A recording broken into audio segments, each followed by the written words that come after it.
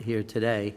I think this is, as Chair Lee and I... Good afternoon, everyone. Thank you, Chairwoman Lee, and my dear friend, Ranking Member Sue, for convening this important hearing, and to all the witnesses for being here today. As Chair Lee and I noted, this is the third time we've attempted to organize this discussion, and I'm glad the third time proved to be the charm. This is a critical conversation, and I'm grateful for everyone's efforts in making it happen.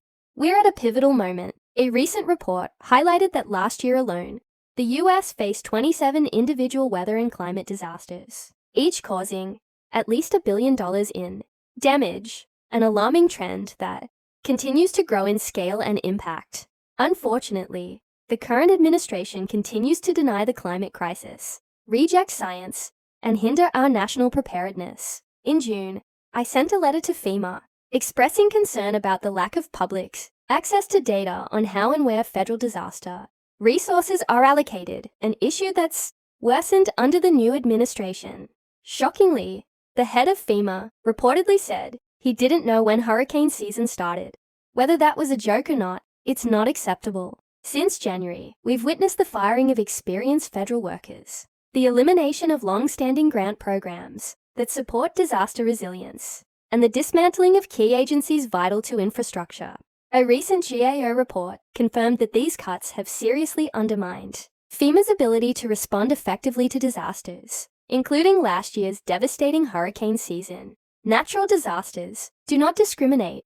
They don't care about politics, wealth, or timing, and our response to them shouldn't either.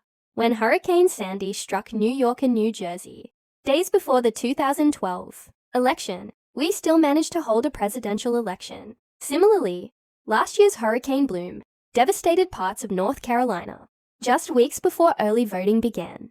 Despite the immense loss, including over 100 lives in western North Carolina, election officials, led by then Executive Director Karen Brinson, Bell acted swiftly and effectively to ensure voters could still cast their ballots. Their work was so impactful that voter turnout in the 25 hardest hit counties actually exceeded the statewide average, and the local election board in Uboom County received national recognition. Tragically, Miss Brinson Bell was recently removed from her position after a blatant partisan power grab by the Republican-controlled state legislature, which shifted appointment authority from the governor to the auditor, a move that lacks both logic and justification. I want to thank Ms. Brinson Bell for joining us today and for her and her team's outstanding service. As we look ahead, it's clear we must fully fund our elections. Election officials need more resources, even in normal conditions, let alone during or after a natural disaster. The $15 million proposed by House Republicans is woefully insufficient. It's a mere drop in the ocean,